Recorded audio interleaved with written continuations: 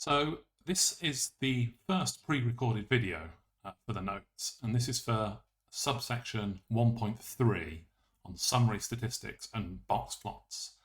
There's no pre-recorded video for subsections 1.1 and 1.2 because they're just kind of introductions and it's all text. I didn't think there was much gain to me just reading out some text on video. So you should have read subsections 1.1 and 1.2 already. And now this is the pre-recorded video for subsection 1.3, which is about summary statistics and box plots.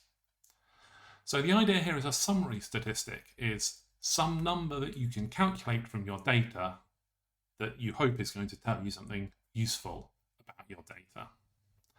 So in this subsection, we're going to look at two types of summary statistics. The first type is what is called a measure of centrality. That kind of tells you where the middle of your data is, or kind of where the typical data is, where the mass of your data is.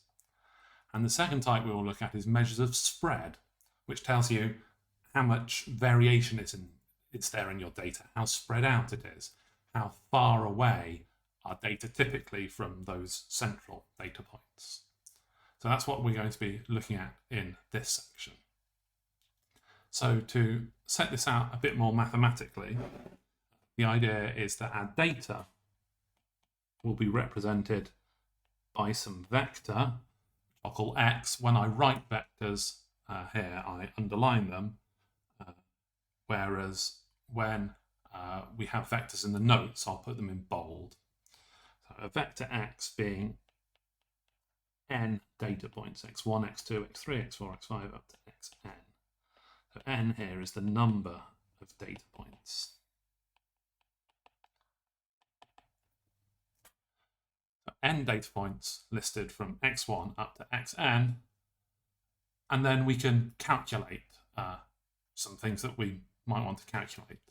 So first we're going to look at these measures of centrality that tell us where the middle of the data is. And you've probably heard of many, if not all of these before. So one is the mode, you perhaps know is the most common value.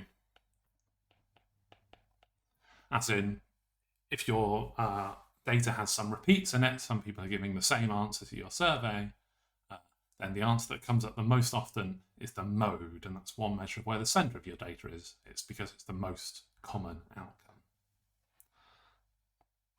Another one which you may have heard of is the median. So the idea of the median is if we put all the data in a list from the smallest to the biggest, and the median is the one in the middle, you can't get any more central than that. So the idea is order the list from smallest to largest,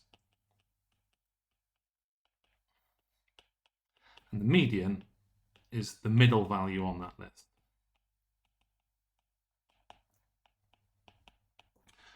So if n is odd, then there is one value dead in the middle. Right, so if n is odd, then it's x n plus 1 over 2. Right? If you've got 3 data points, the one in the middle is number 2, which is 3 plus 1 divided by 2. That's how you find the middle one. Similarly, if there's 5, 3 is in the middle. It's 5 plus 1, 6 divided by 2, 3. So if n is odd, that's xn plus 1 over 2 once you've ordered your data. If n is even, say if n is 4, then there's no data point right in the middle, right? It comes halfway between 2 and 3, which is awkward. If you're lucky, 2 and 3 will be the same, so that will be the median. If they're not, we typically just take the average of the 2 data points either side of the middle. So that would be, half lots of n over 2 just below the middle, and half lots of n over 2 plus 1 just above the middle. But we don't necessarily need to worry about that too much. So the median, put them in a list, what's in the middle. And finally, perhaps the most famous measure of centrality is the mean, sometimes called the average, which is sufficiently important that it has a letter. It's x with a line over the top, x bar. And to get that, you add up all the data points, x1 plus x2 plus xn, and you divide by how many data points there are. Add up all your data points, divide by how many you've got. A quick way to write this is using the sigma notation for sums. 1 over n times the sum from I equals 1 to n of xi. You've probably come across this capital sigma notation for adding things up before, but if you haven't, there's a link in the notes. You'll see the word sigma notation is in blue, and if you click on that, it will give you some more information about the sigma notation if that's something that's new to you. But that's just a quick and easy way of saying add all the x's. So here's an example of some Skittles data. Skittles, for those of you who don't know, are a small, like colourful, fruity, sweet candy for the Americans in the audience. And someone, who isn't me, but genuinely someone did this, they opened a load of packets of Skittles and found out how many were in each. And what they found was, this was the data, how many Skittles were in each packet. It was about 60 in each packet. So what's the mean, the median, and the mode here? So the mode is the most popular data point, and I think you can see that 59 came up 4 times, 63 times, 61 once, 62 3 times, 63 twice. So 59 was the most common number of Skittles in a packet there. What about the median? So I've already put this list in numerical order from smallest to largest to make calculating the median easier. This wasn't actually the order in which the dude opened the packets. We can see we've got 13 data points here. Right, so the one in the middle is data point number 7, because you can see there are 6 data points to the left and 6 data points to the right. So data point number 7 is the one that's dead in the middle. Again, that's 13 plus 1 divided by 2 is 7. So the median is 60. And the mean is, we have to add them all up and divide by how many there are. So there are 13 data points here. And if we add 59 plus 59 plus 63, we get, I did actually calculate this earlier because I didn't want to do it in my head. I think if you add all those together, you get 789. So that comes out as 60.7.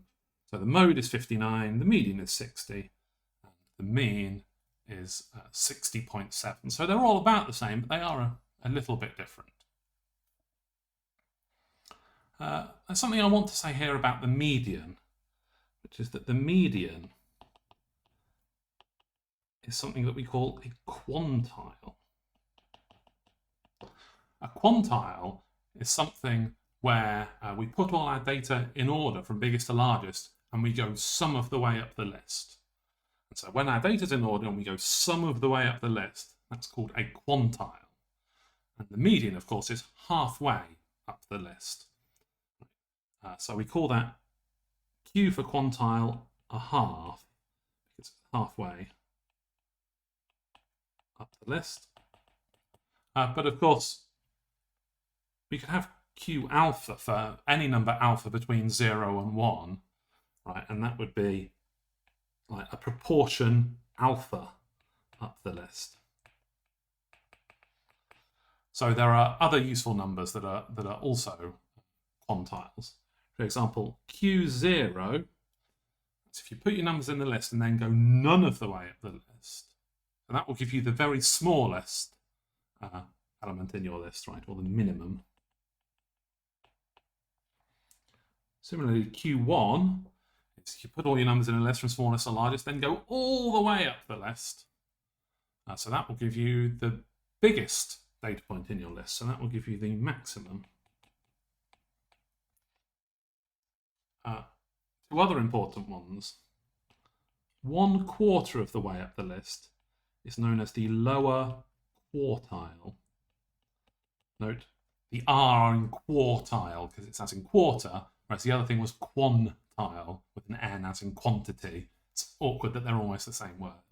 So 1/4 of the way up your data is the lower quartile. 1/2 of the way up your data is the median. You could also go 3/4 of the way up your data to get what you might guess is called the upper quartile. So again, normally if you want to find these, you get a computer like R to do it for you, and you'll be learning how to find quantiles and quartiles and medians in R in the worksheet in a few weeks' time. But I guess we perhaps should write down a little bit more here, which is,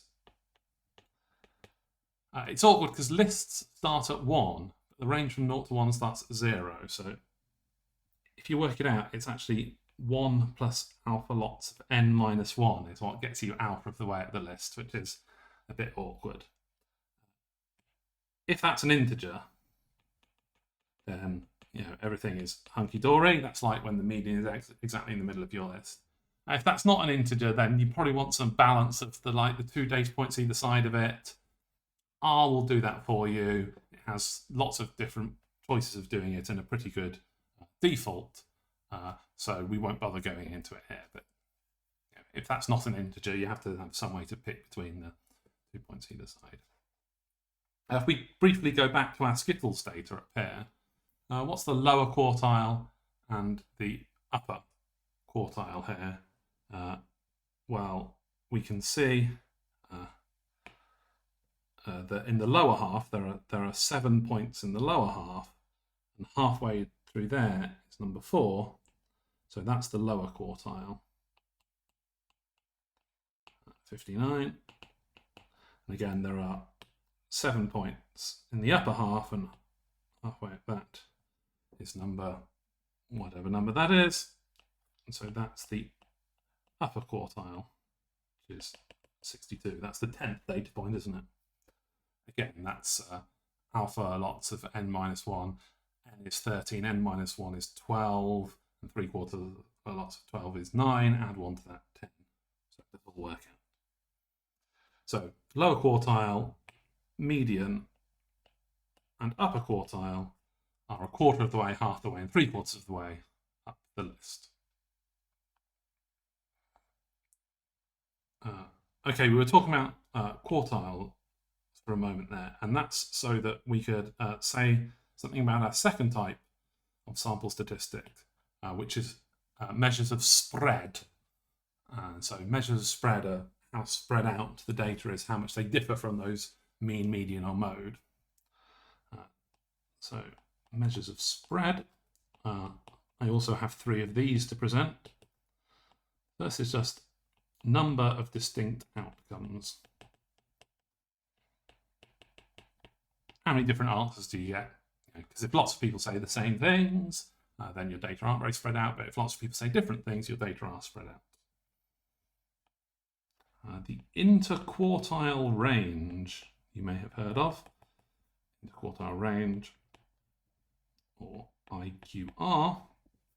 And that's the difference between the upper quartile, which we just saw, and the lower quartile. Upper quartile minus the lower quartile. Or if you prefer, it's Q 3/4 minus Q 1/4. And then finally, the sample variance. And so this is a calculation, again, a bit like the mean. Sample variance we normally call Sx squared. And we divide not by n, but by n minus 1 here. We have another one of these capital sigmas, or a sum, which is that we add up how much our data differs from the mean, and we measure that in terms of a square. So that's how much does each data point differ from the mean, xi minus x bar measured as a square, and we add all those up and divide not by n, but actually by n minus 1 for reasons we might come to much, much later in the course. Also, there's the standard deviation, which is the square root of that. Sometimes it's more useful to use square root of the variance. I want to say something a bit more about this sample variance. I'm just going to get myself a bit more writing space by scrolling down, and I'm going to write down that formula again. It was Sx squared equals 1 over n minus 1 over I equals 1 to n. And so this is sometimes called the definitional formula.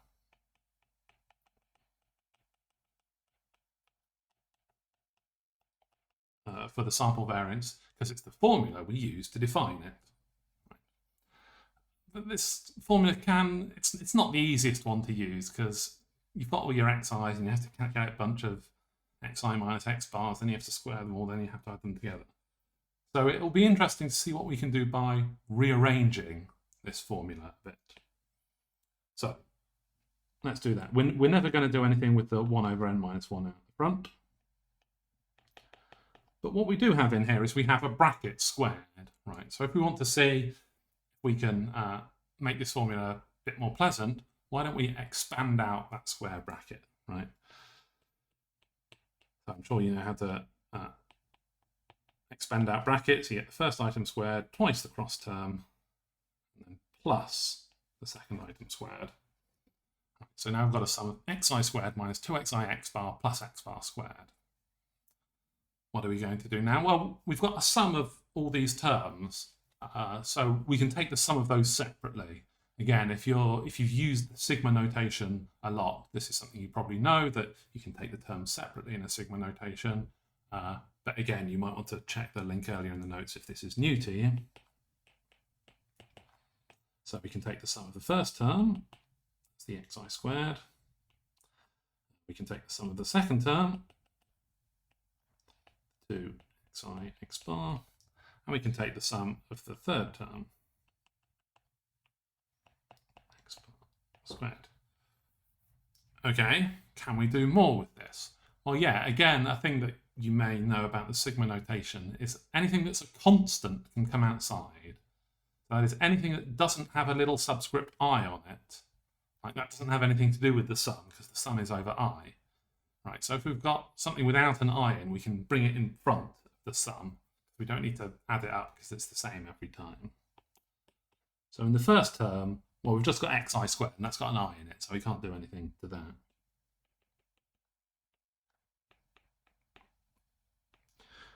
What about in this second term? Well, the 2 doesn't have an I in it, it's just 2. X bar doesn't have an I in it, it's just x bar. The xi does. And here, well, x bar doesn't have an I in it, x bar squared doesn't have an I in it, so we can bring that out the front. I guess we ought to not leave that totally empty, so let's just put a 1 in there. Okay, now we're going to have to be a little bit clever to work out what to do with this next.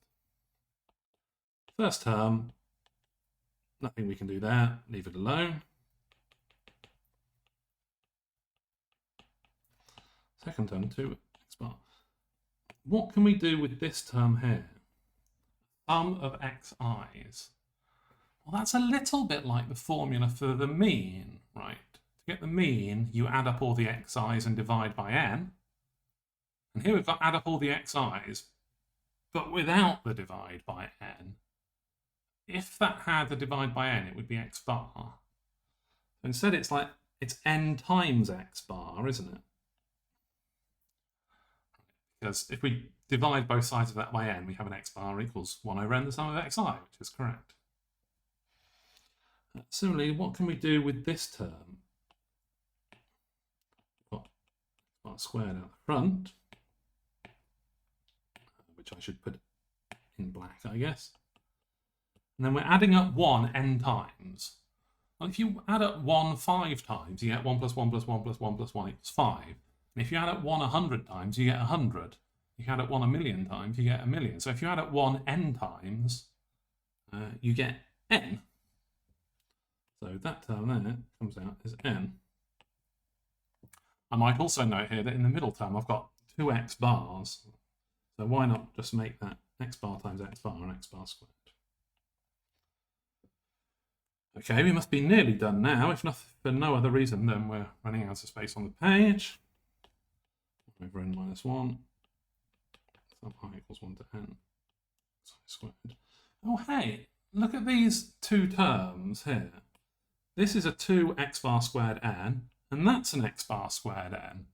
we've got minus 2x bar squared n plus 1x bar squared n. So that comes out in the wash as minus x bar squared n. This time I'll put the n out the front just to be different. I think that's all we can do with that. But we've come up with some other formula here, which is sometimes called the computational formula, because it's easier to compute with. So if you're sitting somewhere with your calculator and you want to find out the sample variance, it's normally easier to use this computational formula than the definitional formula that we started with. And that was all through some algebraic manipulation of just dealing with this sigma notation for sums. It's a slightly similar problem to that on the problem sheet. Okay, we've talked enough about calculations and statistics. Let's talk about drawing pictures of data. And the one I want to mention here is the box plot. Here's a box plot I drew earlier. So how do you draw a box plot? First thing you do is you calculate the lower quartile, the median, and the upper quartile. And you draw one box here that goes from the lower quartile to the median.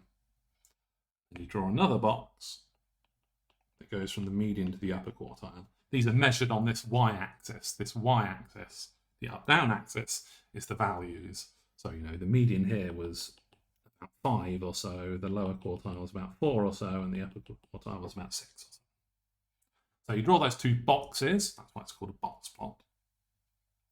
Then you decide which points are outliers, which are a long way away from the centre of your data, and we'd like to know about those individually because their precise values are quite important. And you plot outliers with little circles here. So if you're drawing a box plot by hand, you can decide for yourself using your discretion what point outliers are. I drew this one in R, and R has a way of deciding for itself what it thinks outliers is. They're more than 1.5 interquartile ranges away from the quartiles or something. If I was doing this by hand, I think I'd have said that little cluster of points there weren't outliers, but R has decided they are. I don't really care. Another one of these places where statistics is kind of just as much art as science. And then once we've decided on the outliers and plotted them separately, we then draw these lines out from the boxes. They're sometimes called whiskers, these lines here and here. And they go to the maximum and minimum values of our data that aren't the outliers that we've spotted separately. And so this tells us the spread by how big the box and its whiskers are, tells us about the extremes of the data because we've plotted those separately, and it tells us about the spread of the data. So, you know, this is all interesting stuff to know. Here's another box plot I drew earlier for daily maximum temperature in Leeds in 2 months last year. So this was last July, a year and a bit ago, and last October, about a year ago. And this was the temperature over the 31 days of the month, drawn as a box plot. And you can see this is quite informative, right? It's a bit more interesting than just the median was this, the mean was this, the variance was this. This tells us something quite interesting. You can see that the temperature is higher in July than October. You can see that the temperature is actually more spread out in July than October, right? The box plot isn't only higher up, but it's kind of more stretched out as well. Also, you can see this curious outlier here. I did want to investigate that to make sure it wasn't a data error, a good thing to do with outliers. And if you kind of search in some old news, you can find that the 31st of July last year was apparently the 3rd hottest day in UK history. So the very last day of July was an extremely hot day. Not only was it very hot, you can tell from this picture it was much hotter than the rest of July. So this box plot is actually telling us quite a lot of interesting things about the weather. Okay, that's all that I wanted to say about box plots and summary statistics, but there will be some exercises on the problem sheet for you to test your knowledge of them.